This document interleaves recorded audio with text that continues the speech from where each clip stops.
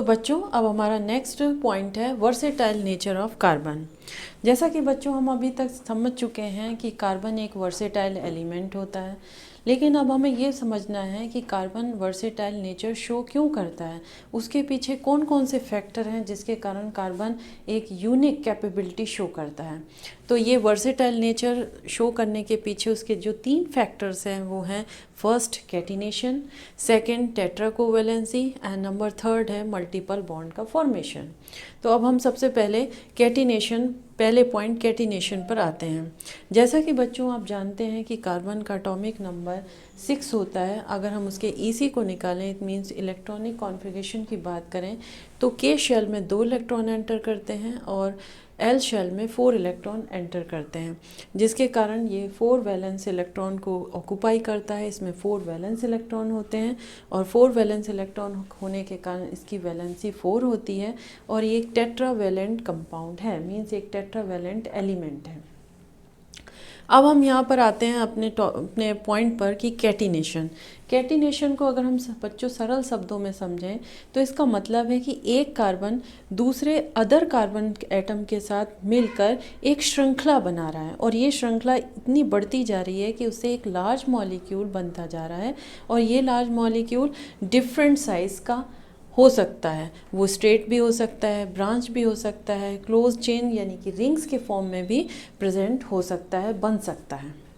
तो अब अगर हम समझें कि कैटिनेशन आखिर होता क्या है, तो कैटिनेशन मीन्स हो गया कि कार्बन अपने ही अदर कार्बन के एटम के साथ बॉन्ड फॉर्म करके जो एक यूनिक कैपेबिलिटी बना रहा है, यूनिक कैपेसिटी शो कर रहा है, कार्बन की इसी प्रॉपर्टी को हम कैटिनेशन कहते हैं। और बाय डेफिनेशन अगर हम देखें तो कार्बन एटम कोवैलेंट बॉन्ड के थ्रू जो सेल्फ लिंकिंग प्रॉपर्टी करता है, जिससे एक लार्ज मॉलिक्यूल फॉर्म होता है और ये लार्ज मॉलिक्यूल स्ट्रेट चेन के फॉर्म में भी हो सकता है, ब्रांच्ड चेन के फॉर्म में भी हो सकता है और रिंग्स के फॉर्म में भी हो सकता है, जिसकी अपनी डिफरेंट साइज होंगी। जैसे कि अब हम एक एग्जांपल से समझें तो ओपन चेन मीन्स कार्बन अपने ही अदर कार्बन एटम के साथ एक ओपन चेन बनाता जाएगा और ये चेन काफ़ी लंबी भी हो सकती है। इसी तरह ब्रांच चेन में कार्बन एक अनदर चेन को ऑक्यूपाई कर ले, अनदर चेन को बना ले और उसको, तो हम उसे ब्रांच चेन कहेंगे। क्लोज चेन का मतलब होता है वो रिंग्स के फॉर्म में आ जाए। और रिंग्स कब बनेंगी? जब 3 कार्बन एटम आपस में एक दूसरे के साथ कोवैलेंट बॉन्ड के थ्रू बॉन्डेड होंगे। तो इस तरह से जो 3 कार्बन एटम के साथ एक रिंग बन रही है उसे हम 3 मेंबर्ड रिंग कहते हैं। इसी तरह अगर 4 कार्बन एटम आपस में कोवैलेंट बॉन्ड के थ्रू कंबाइन होंगे तो उसे हम 4 मेंबर्ड रिंग कहेंगे। इसी तरह से 5 मेंबर्ड रिंग बनेगी और इसी तरह से 6 मेंबर्ड रिंग बनेगी। तो कैटिनेशन का मीन्स ये हुआ कि जब कार्बन अपने ही अदर कार्बन एटम के साथ कोवैलेंट बॉन्ड के थ्रू बनता है और एक लार्ज मॉलिक्यूल का फॉर्मेशन कर लेता है, तो कार्बन की इसी यूनिक कैपेबिलिटी को, इसी प्रॉपर्टी को हम कैटिनेशन कहते हैं। तो कार्बन कैटिनेशन प्रॉपर्टी शो क्यों करता है? अब हम बात करते हैं कि कार्बन कैटिनेशन प्रॉपर्टी ही शो क्यों करता है और कोई अदर एलिमेंट ऐसी प्रॉपर्टी क्यों नहीं शो करता है। क्योंकि हमें मालूम है कि कार्बन का यूनिक कॉन्फ़िगरेशन होता है, तो यूनिक इलेक्ट्रॉनिक कॉन्फ़िगरेशन होने के कारण तो उसके पीछे रीज़न क्या है? तो पहला है इसका स्मॉल साइज़। फर्स्ट तो ये है कि इसका साइज़ बहुत ही स्मॉल होता है। सेकेंड, इसका जो इलेक्ट्रॉनिक कॉन्फ़िगरेशन होता है वो यूनिक होता है। नंबर 3 कि इसमें कार्बन के बीच में एक ग्रेट स्ट्रेंथ होती है, जिसके थ्रू ये एक कार्बन एटम दूसरे कार्बन एटम के साथ बहुत ही बॉन्डेशन के थ्रू बंधे रहते हैं। अब सेकेंड पॉइंट हमारा आता है टेट्रा कोवैलेंसी। जैसा कि मैंने पहले भी आपको बताया था कि कार्बन के पास 4 वैलेंस इलेक्ट्रॉन होते हैं और इसकी वैलेंसी 4 होती है। इट मीन ये एक टेट्रावैलेंट होता है। अब ये टेट्रावैलेंट होने के कारण कार्बन के अदर एटम के साथ या अदर मोनोवैलेंट एलिमेंट के साथ कोवैलेंट फॉर्म कर लेता है, 4 कोवैलेंट बॉन्ड फॉर्म कर लेता है और कार्बन की इसी प्रॉपर्टी को हम उसकी टेट्रा कोवैलेंसी कहते हैं। और नंबर थर्ड पॉइंट होता है the tendency of carbon atom to form multiple bond. अब मल्टीपल बॉन्ड का यहाँ मीन्स है कि कार्बन डबल बॉन्ड भी फॉर्म कर सकता है और ट्रिपल बॉन्ड भी फॉर्म कर सकता है, चाहे वो कार्बन के साथ फॉर्म करे, चाहे वो ऑक्सीजन के साथ फॉर्म करे, चाहे वो नाइट्रोजन के साथ फॉर्म करे, जिसे हमने कोवैलेंट बॉन्ड के example single covalent bond, double covalent bond और ट्रिपल कोवैलेंट बॉन्ड में डीपली स्टडी किया था।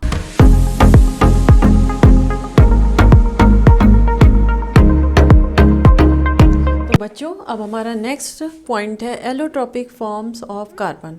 कार्बन के कितने एलोट्रॉपिक फॉर्म्स होते हैं, कार्बन एलोट्रॉपिक फॉर्म्स कौन कौन से होते हैं, इसके बारे में अब हम डिस्कस करेंगे। नेचर में कार्बन एलिमेंट डिफरेंट फॉर्म्स में अवेलेबल होता है, पाया जाता है। तो एलोट्रॉप्स होते क्या हैं बच्चों, अब इसको समझते हैं। कार्बन के जो डिफरेंट फॉर्म्स होते हैं जिनकी डिफरेंट फिजिकल प्रॉपर्टी होती है बट सिमिलर केमिकल प्रॉपर्टीज़ होती है, ये डिफरेंट फॉर्म्स ऑफ कार्बन की ये डिफरेंट फॉर्म्स एलोट्रॉप्स कहलाते हैं।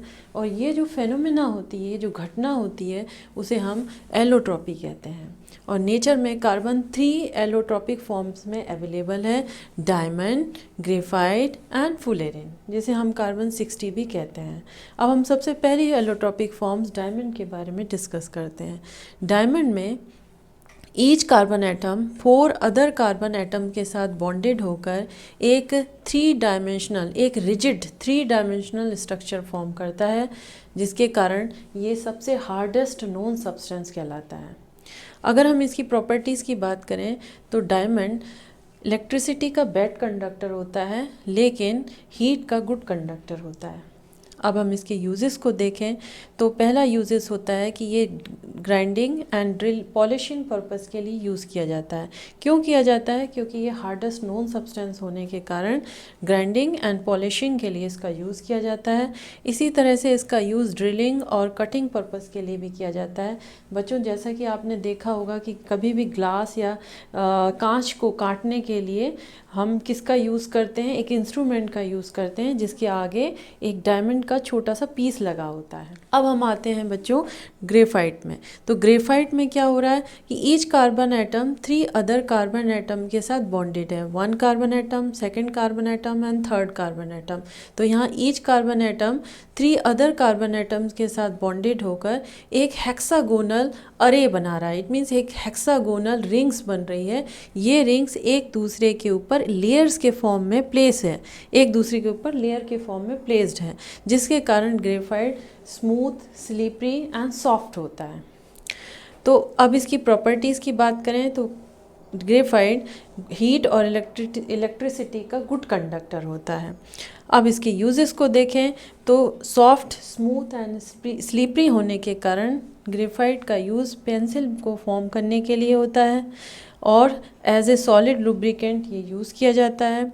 अब ये good conductor of heat and electricity होने के कारण इसका यूज़ बैटरीज के इलेक्ट्रोड्स को भी बनाने के लिए किया जाता है। 3rd एलोट्रॉपिक फॉर्म्स है फुलेरिन। फुलेरिन जो होती है कार्बन एलोट्रॉप्स की एक न्यू क्लास होती है जिसमें 60 कार्बन एटम कंटेन होते हैं, जो एक फुटबॉल के शेप के फॉर्म में अरेंज होते हैं, जो एक जियोडेसिक डोम की तरह दिखते हैं, इसलिए इसे हम बकी बॉल भी कह सकते हैं।